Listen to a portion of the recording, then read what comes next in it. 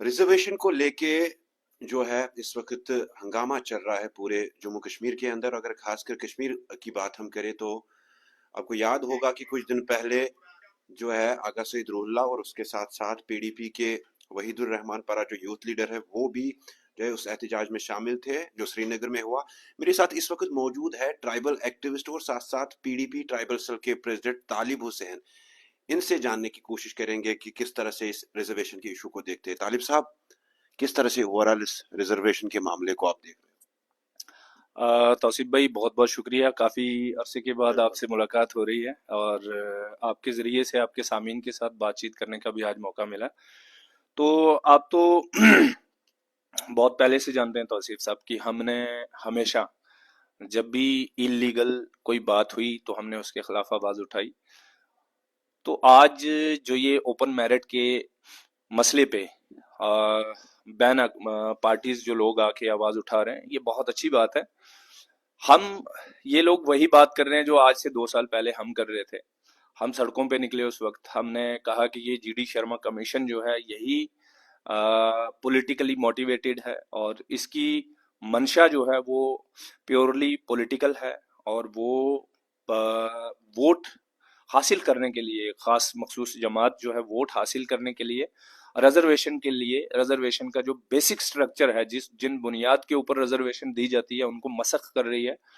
तो हमने तब भी कहा था, लेकिन बदकिस्मती से उस वक्त समझ नहीं आई ओपन मेरिट के लोगों को भी कि ये लोग क्या बोल रहे हैं। ट्राइबल कम्युनिटी के नौजवान ये सड़कों पे जो सरापा एहतजाज हैं, हमने इतना लंबा चौड़ा पैदल मार्च किया, इनफैक्ट मैं तो नंगे पांव चला उसमें। तो हम उस वक्त भी कह रहे थे कि ये जीडी शर्मा कमीशन एक तो ये खुद फ्रॉड है और जीडी शर्मा कमीशन ने जो रिपोर्ट प्रेजेंट की वही पूरी फ्रॉड थी। और बदकिस्मती से उसके अंदर जितने भी मेंबर्स थे वो क्वालिफाई नहीं करते थे। हैं। बिल्कुल। मतलब टू बी अ मेंबर कुछ लवाजमात होती हैं एक मेंबर बनने के लिए किसी कमीशन के, तो वही जो उसके मेंबर्स भी थे वो भी उन लवाजमात को क्रॉस नहीं कर पा रहे थे मेंबर्स बनने के लिए। तो फिर उनकी बनाई हुई रिपोर्ट कितनी सही होगी। तो हमारा तब भी यही कहना था कि ये कॉन्स्टिट्यूशन के बेसिक स्ट्रक्चर को बिगाड़ने की कोशिश है। और ये सिर्फ यहीं पे नहीं है, पूरे इंडिया के अंदर जहां जहां पे भी रिजर्व कैटेगरीज के लोग हैं वहां पे अनरिजर्व कैटेगरीज के लोगों को शामिल करके वोटों की गर्ज से जो असल मकसद है रिजर्वेशन देने का, आइडिया ऑफ रिजर्वेशन जो है, idea of the constitution and idea of the reservation जो है, उसको खराब करने की कोशिश की और की। और फिर आप देखते हैं कि देखें, रिजर्वेशन का मसला ये होता है कि पूरे देश के अंदर, पूरे मुल्क के अंदर एक चीज की डिमांड हो रही है। जनाब राहुल गांधी साहब बहुत जोर से डिमांड कर रहे हैं कास्ट सेंसस का। वो क्यों करते हैं? वो कहते हैं कि पता चल जाए कि ओबीसी की असल तादाद इस मुल्क के अंदर कितनी है। अच्छा, शेड्यूल कास्ट की असल तादाद इस मुल्क के अंदर कितनी है, शेड्यूल ट्राइब की असल तादाद कितनी है, बाकी जो लोग हैं इकोनॉमिक वीकर सेक्शन जो अपर कास्ट के अंदर है उनका भी हक है, उनकी असल तादाद कितनी है वही नहीं कर रही है गवर्नमेंट। तो पता कैसे चलेगा? प्रोपोर्शनल रिप्रेजेंटेशन का इस मुल्क के अंदर जो कॉन्स्टिट्यूशन है उसके अंदर प्रोपोर्शनल रिप्रेजेंटेशन का मामला है। आप समझें प्रोपोर्शनल रिप्रेजेंटेशन क्या है कि अगर मैं ट्राइबल कम्युनिटी से हूं, मेरी तादाद यहाँ पे 10 है रियासत जम्मू व कश्मीर के अंदर एक सर्वे के हिसाब से, तो मुझे 10 चीजें मिलेंगी ना। जो मतलब टोटल चीजें 100 चीजें 100 आपने हिस्से किए, 100 में से 10 क्योंकि मेरी आबादी है तो आबादी के हिसाब से मुझे 10 चीजें मिलनी चाहिए। लेकिन आप वोटों की मंशा से, वोट हासिल करने की मंशा से जब उसको एक्सीड करते करते करते करते, हालांकि सुप्रीम कोर्ट का क्लियर कट कहना है कि 50% से एक्सीड नहीं होनी चाहिए आपकी रिजर्वेशन पॉलिसी। तो अब इन्होंने वोट हासिल करने के लिए बहुत ज्यादा किया। उससे हुआ दिक्कत क्या हो गई कि ओपन मेरिट, देखिए सीधी सी बात है जनाब, जब आपने आपको लगता है कि ओपन मेरिट के साथ इस वक्त नाइंसाफी हो रही है? क्योंकि ओपन मेरिट के बच्चे ये कह रहे हैं कि रिव्यू होना चाहिए रिजर्वेशन पे। वो किसी की रिजर्वेशन के खिलाफ नहीं है, वो कहते हैं कि रिव्यू होना चाहिए, आबादी के बेसिस पे जो है रिजर्वेशन मिलनी चाहिए। देखें तौसीफ भाई, मैं आपको एक बात बताऊं, हम खुदा के फजल से ट्राइबल हैं और मुझे ट्राइबल होने पे फख्र है, नाज है। हम नाज से कहते हैं कि हम ट्राइबल हैं। और हम ट्राइबल कौन है कि जंगजू कौम है, हम लड़ने वाले लोग हैं। हमने, आपने देखा कि पिछले 2-3 साल से जो भी हुआ यहाँ पे, हमने आवाज उठाई, मुखालफत की, गलत को गलत कहा। अगरचे अब उसके बाद फैसला जो भी आया गवर्नमेंट इज ऑल पावरफुल, वो उनके पास ताकत थी, उन्होंने नहीं माना, ताकत के बलबूते पे कोई कानून पास कर दिया, कोई लॉ बना दिया रिजर्वेशन का ही। तो आज आप देखते हैं कि ओपन मेरिट के लोग भी आ गए उसमें। तो ये मतलब हमारी वो लड़ाई का ही नतीजा है कि आज ओपन मेरिट वाले लोगों को समझ आई, वो आए। दूसरा आपका पॉइंट जो है कि क्या ओपन मेरिट वाले लोगों के साथ बेइंसाफी है? बिल्कुल बेइंसाफी है। जब मैं जो कह रहा हूं कि प्रोपोर्शनल रिप्रेजेंटेशन के हिसाब से जितने लोगों की मतलब रिजर्व कैटेगरीज के लोगों की जितनी तादाद है, आप उतनी रिजर्वेशन दीजिए। लेकिन आपने वोटों की खातिर ओपन कैटेगरी मतलब अपर कास्ट लोग जो थे उनको भी रिजर्व कैटेगरीज में डाल दिया। तो जाहिर है वो जो रिजर्वेशन का दो नुकसान हो गए। एक तो रिजर्वेशन का टोटल वो जो 50% तक एक्सीड करना नहीं करना चाहिए था वो भी हो गया। नंबर दो, रिजर्व कैटेगरीज के अंदर जो बेचारे जिन लोगों को रिजर्वेशन इसलिए दी थी कि वो बूस्ट हो जाएंगे, वो चीज भी किल हो गई। क्योंकि वहां पे एक ओपन मेरिट का बंदा आपने पकड़ के वोट हासिल करने के लिए बिठा दिया, वो जाहिर है रिजर्व कैटेगरीज का, उसमें चाहे पहाड़ी हो, चाहे गुजर हो, चाहे गद्दी हो, चाहे सिप्पी हो, चाहे बाल्टी हो, चाहे शीना हो, वो सारे के सारे तो मारे जाएंगे ना। उनका हक भी मरवा दिया और ऊपर से एक्सीड कर दिया। अब ओपन मेरिट के साथ प्रॉब्लम ये हो गई कि ओपन मेरिट के जो लोग हैं बेचारे, जो उन ओपन मेरिट में हमारे भाई और बहन आने वाले हैं, उनका नुकसान है। उनकी पॉपुलेशन के हिसाब से, प्रोपोर्शन रिप्रेजेंटेशन के हिसाब से उनको उनका हक मिलना चाहिए था, जो कि रिजर्वेशन को एक्सीड करके इन्होंने प्रॉब्लम में लाके ला दिया है। बिल्कुल तालिब साहब, आपसे मैं जानना चाहूंगा, कुछ दिन पहले जो है एक इंटरव्यू आया मुजफ्फर खान साहब का, जो कि एमएलए है इस वक्त। उन्होंने कहा कि अगर गुज्जर और बकरवाल जो है और साथ साथ जो पहाड़ी रिजर्वेशन जो इनको मिली है, अगर उसके साथ छेड़छाड़ जरा भी की सरकार ने, तो सिविल वार होगा। मुजफ्फर खान साहब बड़े हैं हमारे, मैं उनका बहुत एहतराम करता हूं, लेकिन मैं इनकी इस बात को कड़े अल्फाज में मजम्मत करता हूं कि आज जब उनको समझ में आने लगा कि गवर्नमेंट सही डायरेक्शन में जाके रिव्यू करना चाहती है, फिलहाल रिजर्वेशन को कटेल करने की गवर्नमेंट ने बात नहीं की, फिर सिर्फ रिव्यू की बात की कि हम देखेंगे कि ये रिजर्वेशन जो दी गई है किस बुनियाद पे दी गई है। अगर आया मतलब जिन चीजों के ऊपर, जिन बुनियाद, जिन लवाजमात के ऊपर ये रिजर्वेशन देनी चाहिए थी, क्या दी गई कि नहीं दी गई, तो मुजफ्फर खान साहब को सिविल वार याद आ गया। तो जब हम सड़कों पे लड़ रहे थे तब सिविल वार याद नहीं आया मुजफ्फर खान साहब को? क्यों नहीं कहा उस वक्त मुजफ्फर खान साहब ने कि ब्राह्मण जो है वो कौन से हिंदुस्तान की किस रियासत के अंदर ब्राह्मणों को रिजर्वेशन दी गई है? सवाल ही नहीं पैदा होता। उच्च कोटि के हिंदू धर्म में वर्ण सिस्टम के अंदर टॉप पे भगवान विष्णु के मुंह से पैदा हुआ एक कास्ट जो है आर्यन है बाय कास्ट, और पूरे मुल्क के अंदर उनकी इतना गलबा रहा है। मैंने पहले भी बार बार कहा है कि इस मुल्क के अंदर आजादी के बाद 14 जो है चीफ जस्टिस हुए, उनमें से 11 जो थे ब्राह्मण थे। उन ब्राह्मणों को, और रियासत जम्मू व कश्मीर की टोटल हिंदू पॉपुलेशन का 60% पॉपुलेशन ब्राह्मण है। आपने 2 डिस्ट्रिक्ट में से उनके जम्मू के अंदर बसे हुए लोगों को, कठुआ के अंदर बसे हुए लोगों को, दिल्ली के अंदर बसे हुए लोगों को, फॉरेन के अंदर बसे हुए लोगों को आपने शेड्यूल ट्राइब के खाते में डाल दिया। आपने तो बेड़ा गर्क कर दिया ना। आपको उस वक्त सिविल वार याद नहीं आई जब उस बेचारे कासबी, जो आपकी पहाड़ी जुबान बोलने वाला है, उसका पीएसपी छिन गया, उसका आरबीए छिन गया, उसका एएलसी छिन गया और उसको शेड्यूल ट्राइब में डाल दिया। और उसका हिस्सा कौन खा जाएगा? वही ब्राह्मण और दूसरी कम्युनिटीज जो टॉप की कम्युनिटीज हैं, जिनके पास पावर रही है। तो सिविल वार वाली ऐसी कोई बात नहीं है, ये एक सियासी जुमला है मुजफ्फर खान साहब का। सिविल वार होती तो यहाँ पे उस वक्त होती जब जो एक्चुअल ट्राइबल हैं वो सड़कों पे रोते रहे, तड़पते रहे, और उनके हिस्से का हक जो था वो छीन के उनके मुकाबले में आपने ब्राह्मण को लाके बिठा दिया, आपने उनके सामने गुप्ता को लाके बिठा दिया, इसलिए कि आपको वो वोट देंगे। तो बदकिस्मती ये है कि इस तरह की स्टेटमेंट से परहेज करना चाहिए। हमारे संजीदा जो लीडर्स हैं, चुन के आए हैं, उनको अपने लोगों की नुमाइंदगी करनी चाहिए। इस तरह की बातें तो ये बड़ी अजीब सी बात है, मैं नहीं समझता ये इस बात के पीछे कोई हकीकत। तालिब साहब, आपसे मैं जानना चाहूंगा, क्योंकि आप गुजर बकरवाल कम्युनिटी से ताल्लुक रखते हैं और खासकर आपने बहुत ज्यादा काम भी किया है कम्युनिटी को लेके, क्या आपको लगता है जो रिजर्वेशन गुजर बकरवाल या शेड्यूल कास्ट को अभी तक मिली है, जिनको अपलिफ्ट होना चाहिए था, वो अभी तक इसमें अपलिफ्ट हुए हैं इस रिजर्वेशन की वजह से? देखिए, मैं आपका इशारा समझ गया भाई कि आप किस सिमत बात कर रहे हैं। देखिए, रिजर्वेशन में पूरे मुल्क के अंदर यही इशू है कि क्रीमी लेयर के लिए पूरे मुल्क के अंदर डिमांड हो रही है कि जो क्रीमी लेयर है उसको साइड किया जाए। मैं ये कहता हूं कि रियासत जम्मू व कश्मीर के अंदर जो शेड्यूल ट्राइब है या शेड्यूल कास्ट है, उसके अंदर पहले आइडेंटिफाई तो कर लीजिए क्रीमी लेयर कौन है। क्रीमी लेयर कौन होता है? क्रीमी लेयर होता है कि जिसके पास एक सेट अमाउंट ऑफ वेल्थ है। बिल्कुल। वो कौन है? हम यहाँ पे 2-3 चीजें प्रोड्यूस करते हैं। हम यहाँ पे दूध प्रोड्यूस करते हैं, हम यहाँ पे ऊन प्रोड्यूस करते हैं, हम यहाँ पे मीट प्रोड्यूस करते हैं। आप मुझे ये बताइए कितने वूल प्रोडक्ट हैं हमारे यहाँ पे। मैं कम्युनिटी की बात कर रहा हूँ, किसी किसी किसी ट्राइबल कम्युनिटी के बंदे का आपने वूल प्रोडक्ट देखा यहाँ पे? जम्मू कश्मीर में ही नहीं है। हम 20 रुपए की ऊन वाड़वान में वहां पे काटते हैं और 20 रुपए किलो लाके अखनूर में देते हैं। अब तो बेचारे बकरवाल कम्युनिटी के जो लोग हैं वो ऊन वहीं पे वाड़वान में और आपके हिमालयाज में फेंक के चले जाते हैं। हमारे दूध का क्या रेट है? बॉर्डर्स पे हम दूध तैयार करते हैं, यहाँ पे लाके गुप्ता जी को कितने में दे रहे हैं? 40 रुपए 45 रुपए में, आगे वो 70-75 रुपए में बेच रहे हैं गुप्ता जी। तो सारा बेनिफिट तो नहीं है ना हमें।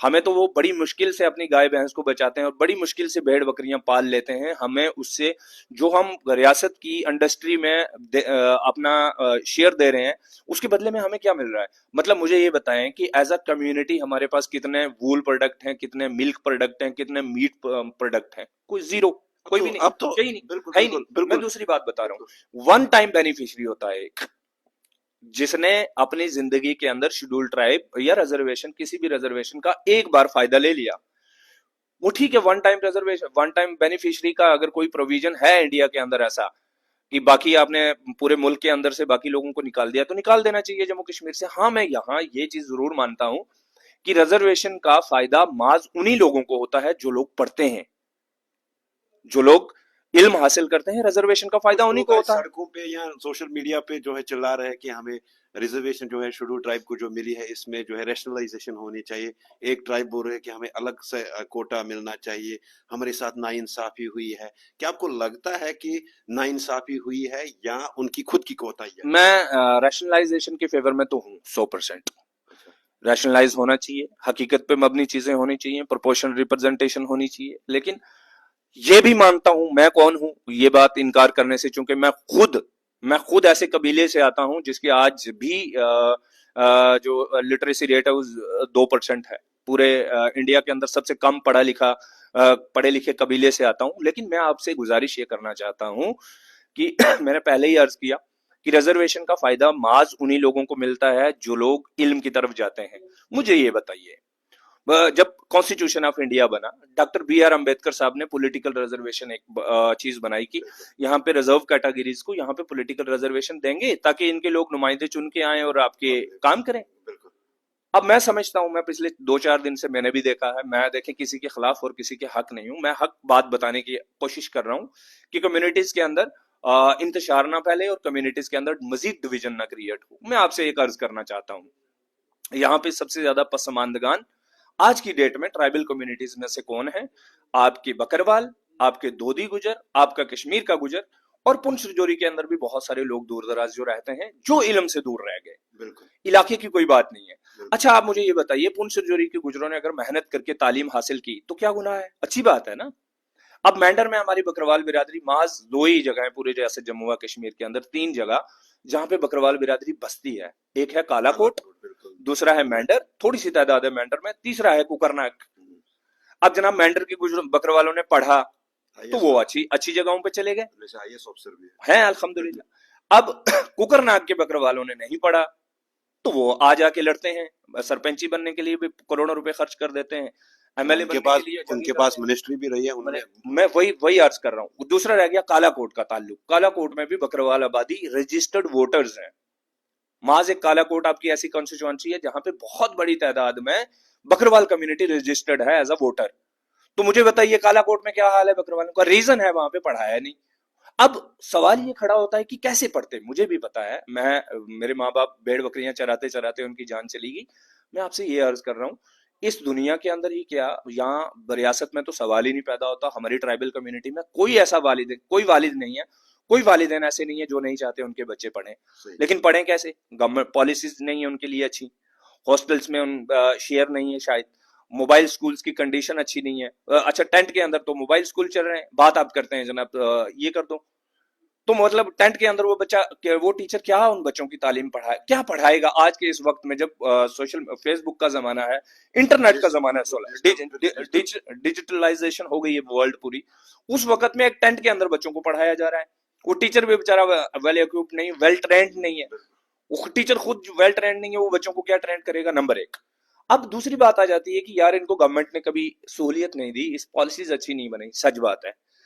रिहैबिलिटेशन की बात की मैंने, सुनी रिहैबिलिटेशन की बात थी, मोबाइल स्कूल्स की अच्छी कंडीशंस थी, हॉस्टल्स में ड्यू शेयर था, सच बात है। करना किसने था? डॉक्टर बी आर अम्बेडकर ने जो कहा था कि मैं पॉलिटिकल रिजर्वेशन इसलिए दे रहा हूं कि इनके नुमाइंदे चुन के आएंगे और इनकी बात करेंगे। मुझे ये बताइए, मुझे सर मेरी आपसे सबमिशन ये है, मैं इन भाइयों से गुजारिश करना चाहता हूं कि छोड़ देते हैं हम 1952 में, 52 में, 52 में सबसे पहला जनरल इलेक्शन हुआ, उसके जस्ट इमीडिएट बाद शफी चौधरी साहब खटाना हमारे कुकरनाग से पहले मिनिस्टर बने रियासत जम्मू व कश्मीर की इसमें तारीख में। गुजरों में सबसे पहला मिनिस्टर कौन? चौधरी शफी साहब। क्यों नहीं आपके लिए पॉलिसीज मुरतब की? क्यों नहीं आपके मोबाइल स्कूल्स की कंडीशन अच्छी की? क्यों नहीं आपके हॉस्टल्स पे काम हुए? क्यों नहीं आपको पढ़ाया गया? क्यों नहीं कोई ट्राइबल यूनिवर्सिटी खड़ी हो गई? क्यों नहीं कोई स्कूल खड़े हुए? फिर उसके बाद दूसरे नंबर पे आते हैं हमारे पीरो मुर्शद हैं बाबा साहब, मियां अल्ताफ साहब का खानदान पिछले 150 साल से पावर में है, रूहानी भी और सियासी भी। हाजी बाबा साहब मियां अल्ताफ साहब के मरहूम और हमारे पीरो मुर्शद हाजी बाबा साहब हाजी निजामुद्दीन लारवी रहमतुल्लाह अलैह जनाब सबसे पहले एमएलए वो बने वहां से कंगन से। आज तक कंटिन्यूसली मियां मेहर साहब तक 7, 5वीं 6ठी पीढ़ी आ गई, बहुत अच्छी बात है, आने चाहिए। मैं कहता हूं और 2-4 पीढ़ियां होनी चाहिए थी ऐसी जो पावर में रहती। लेकिन क्या पॉलिसीज क्यों नहीं बनाई उन्होंने? कोई स्कूल बनाया आपके लिए? ये मैं किन की बात कर रहा हूं? जो आप सेपरेट कोटे की बात कर रहे हैं ना, मैं उन्हीं की बात कर रहा हूं। आपके खून से जुड़े हुए लोग हैं, आपकी कास्ट के लोग हैं, ये कोई खटाना है, कोई बजरान है जात का। तो भाई साहब क्यों नहीं यूनिवर्सिटी बन गई आपके लिए? आपके लिए कॉलेज क्यों नहीं बने? आपके लिए स्कूल क्यों नहीं बने? मदारिस क्यों नहीं बने? आज आप रोते हैं रिजर्वेशन मिली है आपको, रिजर्वेशन पूरी उम्र के लिए नहीं होती। ये कोई भीख नहीं है कि पूरी उम्र आपको दे दी जाएगी, कुछ एक टाइम के लिए होती है, 30 साल के लिए, 40-50 साल के लिए। अरे 30 साल तक आपको मिला क्या है इस रिजर्वेशन से? देता कौन? मैंने देना था, मेरी जिम्मेवारी है, मैंने तो अभी अभी सर उठाया है भाई। मेरा जब वक्त आएगा इंशाल्लाह हम भी काम करेंगे, हम नौजवान उस सिमत में काम कर रहे हैं, लेकिन जवाबदेह कौन लोग हैं? आज मैं आपको ये बोलना नहीं चाहता, मैं गुजर और बकरवाल कम्युनिटी में अलग अलग तफरका नहीं क्रिएट कर रहा, लेकिन मैं आपको बता रहा हूं आज कितना टोटल गुजर लेजिस्लेचर कितने हैं आपको पता है तौसीफ भाई? 7। बिल्कुल। 7 में से 4 बकरवाल हैं, 3 है गुजर। 7 में से 4 बकरवाल आज भी हैं, और आप बात करते हैं जनाब हमारा हिस्सा खा लिया किसने? क्यों नहीं इन्होंने यूनिवर्सिटी क्रिएट किया? नहीं मुझे कंसर्न एक उनका है कि हॉस्टल्स में जगह नहीं मिलती है, 95 से हम लड़ाई लड़ रहे हैं। देखें भाई, मैं खुद हॉस्टल में पढ़ा हुआ हूँ, मुझे पता है, ये बिल्कुल ठीक बात बोल रहे हैं। मैं कह ही नहीं रहा कि बकरवाल जो बात कर रहे हैं, देखें उसमें एक मसला है, बाकी सारी बातें हमारी सर आंखों पे। मैं एक डिमांड के साथ हूं उनके साथ कि बकरवालों का और गुजर बिरादरी के उन लोगों का जो खाना बदोश है, जिसमें दोदी गुजर है, जिसमें बाकी वो लोग हैं जो ढोकों में जाते हैं, उनका सर्वे होना चाहिए सबसे पहले। अभी अभी हम किस पे बात कर रहे थे? प्रोपोर्शनल रिप्रेजेंटेशन पे, कि जिसकी जितने तादाद होगी उसी का हिस्सा तो मिलेगा ना। सही बात। मैं और आप सगे भाई हैं, मेरे 4 बेटे हैं, गिनती में आगे मेरे 4 बेटे, आपके हैं 2। जब हिस्सा डिवाइड होगा तो मेरे 4 को मिलेगा ना, आपके 2 ही बच्चों को मिलेगा। जब मेरे 4 बच्चों में से 1 को ही गिना गया है, 3 बच्चे मेरे पेंडिंग है, उनको गिना ही नहीं, गिनती में मैं मेरे बच्चे ही नहीं शुमार। तो सबसे पहले मैं ये लड़ाई लड़ूंगा ना यार कि मेरे बच्चों की गिनती कर लो, इनको शुमार में ले आओ, तभी तो मुझे हिस्सा मिलेगा ना भाई। सही बात। सीधी सी मेरी सिंपल आपसे गुजारिश ये है कि अगर कोई बकरवालों का हमदर्द है तो वो सबसे पहले डिमांड करे जो हमने पैदल मार्च में की थी। अब मैं कहना नहीं चाहता, 2 डिमांड्स हैं, एक तो फॉरेस्ट राइट एक्ट दे दो इनको, जंगलात के अंदर इनको हुकूक दो ताकि ये जमीन पे अपना घर मकान बनाए, फिर ये अपने बच्चों को पढ़ाएं, नंबर 1। नंबर 2, इनकी गिनती करवा दो। अगर आपकी बहुत सुनते हैं एलजी साहब, अगर बहुत सुनती है आपकी सेंट्रल गवर्नमेंट, तो क्यों नहीं करवा रहे यार आप गिनती? गिनती की डिमांड क्यों नहीं कर रहे? पहले आप गिनती तो पूरी करवा लो। अगर आप आज आप 11 लाख हैं, तो 11 लाख टोटल हैं 2011 के सर्वे में, टोटल गुजर बकरवाल पॉपुलेशन जे&के के स्टेट के अंदर, उसमें से कितने अजीब सर्वे हुआ है आज तक बकरवाल्स का। मान लेते हैं बकरवाल अलग ट्राइब है, तो सर्वे कितना हुआ है आपका? 1947 से पहले 1941 में जब हुआ था तब थे आप 82,000, आज घटते घटते बीच में कम होते होते होते फिर बढ़ते बढ़ते आज आप हैं 1,26,000। कुकरनाग कॉन्स्टिट्यूएंसी जहां से मैं आता हूं 1.5 लाख पॉपुलेशन वहां की है, बिल्कुल एक कॉन्स्टिट्यूएंसी से भी कम तादाद आपकी दिखाई गई है, और आप डिमांड कर रहे हैं हमें सेपरेट दे दो। तो सेपरेट से क्या होगा? जो आज आपके 7 में से 4 बकरवाल हैं आपके, मियां अल्ताफ साहब एमपी। अब लोग बोलेंगे यार मियां अल्ताफ साहब को कुछ मत बोलो, वो मियां अल्ताफ साहब जो है पीर बाबा, वो भाई साहब मेरे भी मुर्शिद हैं, लेकिन किसी कास्ट से तो आते हैं ना। एक तो ये टेक्निकल बात है। दूसरे मुझे बताइए मेहर अली साहब, उन्हीं के फरजंद जफर साहब हमारे कुकरनाग से एमएलए, जनाब आपके माहौर से खुर्शीद साहब, कितने हो गए? 4। 7 में से 4 आपके बकरवाल हैं। क्या जुल्म कर दिया? जरा इंसाफ रैशनलिटी की अगर बात है तो देखिए, जुल्म हुआ है, ज्यादती हुई है, बकरवाल्स का हिस्सा नहीं मिला उनको, लेकिन कैसे नहीं मिला?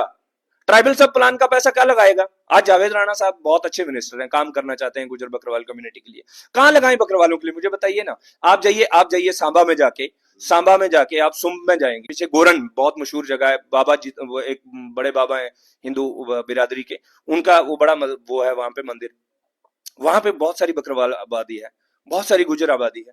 वहां पे जाके ट्राइबल सब प्लान का पैसा लगाना चाहते हैं जावेद राणा साहब, कहां पे लगाएंगे? कोई जमीन पे मकान बना होगा तो लगाएंगे ना यार, टेंट पे कैसे पैसा लगा देंगे? कहां लगा देंगे? और इसमें कसूरवार कोई नहीं है, हमारे पॉलिटिकल लीडर्स हैं। और आज ये जो पॉलिटिकल लीडर्स को आके एकदम बात करनी चाहिए। और दूसरे, मैं आपसे सबमिशन प्यार से गुजारिश करता हूं, अगर कोई बकरवालों का हमदर्द है, फॉरेस्ट राइट एक्ट दे दो। परसों बकरवाल लड़के पे गोली चलाई, आपने स्टोरी की, कोई बात निकली, कोई आवाज आई कहीं से? ये जो 7 में से 4 बकरवाल थे यार, यही बात कर देते, की किसी ने? नहीं की। कौन बात करेगा? मैं बड़े गुजारिश है मेरी, जो लोग आज ये सारी चीजें कर रहे हैं ना, मैं पूछ रहा हूं, पहले जिंदा बचेंगे तो बात होगी ना। एक दोधी गुजर लड़के को परसों मार दिया, 8 दिन हो गए उसको, 2 दिन और लड़कों को मार दिया। सुनी किसी ने खबर? कोई बात ही नहीं करेगा तो सुनोगे कैसे? यहां पे लोगों की जान जा रही है, आप बोल रहे हो जनाब अलग कर दो। हाँ, हमारे को अलग कर दो, लेकिन पहले अपने आप का गिन तो लो यार, प्रोटेक्ट तो करो। नहीं, पहले अपने आप तादाद तो बना लो। जब आज आप डिमांड कर रहे हैं हमें अलग कर दो, आपको मिलेगा 1%, 11 में से 1% मिलेगा, 10 में से 1% मिलेगा। जब आपकी कल को गिनती होगी, आप 4% निकल आए या 3%, फिर 3% मिलेगा ना यार। ये तो कम्युनिटी के साथ इस बकरवाल कौम को बेवकूफ है, और इनका गला काटने वाली बात है। मेरे ये भाई नाराज होंगे, मुझे इनका एहतराम है, ये जरूर नाराज होंगे, लेकिन खुदा की कसम इस कौम के साथ ज्यादती है ये। अगर आप इस कंडीशन में, मैं क्यों नहीं बात कर रहा हूं यार, मजबूर हैं हम, मतलब इस मसले में कैसे बात करें? आप उठे बोलते हैं अलग झोला उठा लिया यार, हम अलग हैं। कहां से? ठीक हो, आप अलग हो, पहले अपनी गिनती करवाओ ना यार। आप एक हो, एक का हिस्सा डिमांड कर रहे हो आप 3, पहले गिनती करवाओ, 3 तो हो जाओ, 3 का ले लेना। फिर जब 3 का हिस्सा मांगोगे, खुदा की कसम मुझे कोई एतराज नहीं होगा। लेकिन अगर आप 3 हैं और 1 का हिस्सा मांग रहे हो, ये पूरी कम्युनिटी के साथ ज्यादती है, ये ज्यादती है। बिल्कुल तार साहब, अब लंबा खिंच गया, एक आखिरी सवाल मेरा रहेगा। जो रिजर्वेशन को लेके इस वक्त ओपन मेरिट के लोग जो है वो सड़कों पे है, आपकी पार्टी के यूथ लीडर वहीदुर रहमान परा भी परसों उस प्रोटेस्ट में शामिल थे। जो कंसर्न है वहां पे बच्चों का कि कॉलेजेस में, यूनिवर्सिटीज में जो है पोस्टर्स निकलती है, उसके बाद 150 वाला बच्चा ड्रॉप हो जाता है, 70 पॉइंट वाला बच्चा जो है सिलेक्ट हो जाता है। कुछ ऐसे प्रोफेशनल कोर्सेज है जैसे एमबीबीएस की सीट्स है, वहां पे जो है इस चीज को देखना चाहिए सरकार को। तो किस तरह से इस चीज को, क्योंकि आजकल ये एक गर्म डिबेट है, ट्विटर हो जिसको आज एक्स हम कहते हैं, सोशल मीडिया पे है, आपस में हम देख रहे हैं कि कम्युनिटी में भी। तौसीफ भाई, इसमें यह है ओपन मेरिट का, जहां तक ओपन मेरिट वाले बच्चों का मसला है, हमारे बहन भाइयों का मसला है कि उनका हिसाब से, उनकी पॉपुलेशन के हिसाब से उनको शेयर नहीं मिल रहा है। ये जायज बात है, इसमें हम उनके साथ खड़े हैं। मैं आपके चैनल के जरिए से ट्राइबल और पहाड़ी नौजवानों से भी गुजारिश करता हूं कि आप भी एक्चुअल में जो पहाड़ी है और ट्राइबल कम्युनिटी है, उनसे भी गुजारिश करता हूं कि आप इस मसले को सपोर्ट करिए। ये कॉन्स्टिट्यूशन ऑफ इंडिया को बचाने की कोशिश है। ये सवाल दूसरा है कि टेक्निकल कॉलेजेस के अंदर और बाकी प्रोफेशंस के अंदर जनाब वहां पे बच्चे आ जाते हैं, 250 नंबर लेके एक बच्चा आता है, एक 70 वाला रिजर्व कैटेगरी वाला आ जाता है, वो आपको देना पड़ेगा। वो कॉन्स्टिट्यूशनल प्रोविजन है, वो जब तक आप देंगे नहीं तो ये कम्युनिटी कैसे आगे आएगी, है ना। और दूसरे नंबर पे अगर आप बात करते हैं, फिर ये डिबेट लंबी हो जाती है, अगर आप बात करते हैं कि जनाब रिजर्वेशन में वो 70 नंबर जो लेके बच्चा इंटर हो रहा है एमबीबीएस कॉलेज में, और दूसरी तरफ 250 वाला बच्चा, वो बच्चा इंटेलिजेंट है, ये बच्चा नालायक है क्योंकि इसने 70 लिए, उसने 250 लिए। ये ठीक बात है नंबर, लेकिन आप ये भी तो देखो ना, फैसिलिटीज उसको कितनी मिली है, इसको कितनी मिली है। वो मोंटेसरी स्कूल में पढ़ रहा है जो 250 ले रहा है, उसके बाप भी बड़े अच्छी जगह पे पोस्टेड थे, उसकी माँ भी बड़ी अच्छी जगह पे पोस्टेड थी, पैसे की उसको कोई कमी नहीं, शहर के अंदर वो रहता है, सारी फैसिलिटीज उसको मिली हैं। ये बच्चा पहाड़ से उतर कर रहा है, या दूर बेचारा शेड्यूल कास्ट है, कोई ये शेड्यूल ट्राइब है, कोई पहाड़ी बच्चा है दूर दराज का, तो वो बच्चा 70 नंबर भी ले रहा है, वो इक्विवेलेंट हो जाता है उस 250 नंबर के जो आपने शहर के अंदर तालीम हासिल की। ठीक है, फिर वो वाली सहूलियत हमारे बच्चों को भी दे दो, खत्म कर दो रिजर्वेशन। तो रिजर्वेशन की अगर ब्रॉडर प्रोस्पेक्ट में बात करें तो फिर बड़ी लंबी डिबेट खुलती है, लेकिन हम इसमें असले में प्रोपोर्शनल रिप्रेजेंटेशन के मसले पे ये जो ओपन मेरिट के मसले जो इशू अभी रेज हुआ है उसमें उनके साथ हैं। इसलिए, और दूसरे नंबर पे मैं ये भी गुजारिश कर देना चाहता हूं अपने ट्राइबल कम्युनिटी के नौजवानों को कि इसमें घबराने की जरूरत नहीं है, कोई आपका हक नहीं मार रहा, गवर्नमेंट सिर्फ रिव्यू कर रही है। देखिए, मैं गवर्नमेंट का कोई स्पोक्स पर्सन तो हूं नहीं, हम गवर्नमेंट के अपोजिशन में हैं, लेकिन हम इस चीज को मानते हैं कि ये इशू जेन्युइन है, रियासत जम्मू और कश्मीर के लोगों का इशू है, मेजोरिटी का इशू है।